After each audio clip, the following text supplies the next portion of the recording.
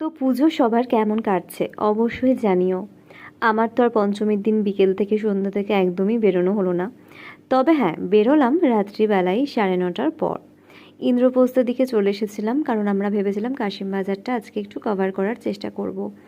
তো এই রাস্তাটা দিয়ে আমরা হরদম যাই এবং এখানে একটা সুন্দর প্যান্ডেল হয়েছিল।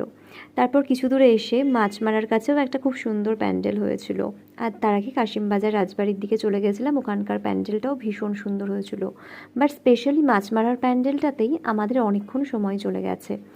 একটা অদ্ভুত রকমের থিম করেছিল, এই যে বুঝতে পেরেছো, পুরো একটা ভৌতিক থিম, হরর ফিল্মের মতন ফিল হচ্ছিল আমার একটু ভয়ও লেগেছে, আমি জানি না কেন, খুব উইক লাগছিল আমার, নার্ভ ফেল করার মতন একটা পুরো বাড়ির ঘটনা।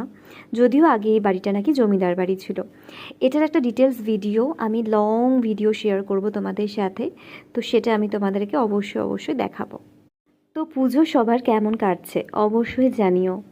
আমার তো আর পঞ্চমীর দিন বিকেল থেকে সন্ধ্যা থেকে একদমই বেরোনো হলো না। তবে হ্যাঁ, বেরোলাম রাত্রিবেলায় 9:30টার পর।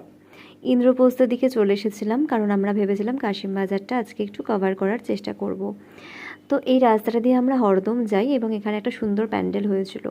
তারপর কিছু দূরে এসে মাছমারার কাছেও একটা খুব সুন্দর প্যান্ডেল হয়েছিল।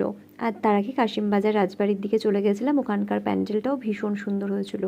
বাট স্পেশালি মাছমারার প্যান্ডেলটাতেই আমাদের অনেকক্ষণ সময় চলে গেছে।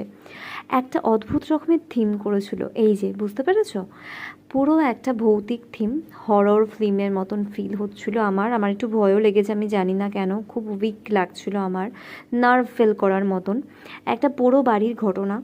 যদিও আগে এই বাড়িটা নাকি জমিদার বাড়ি ছিল।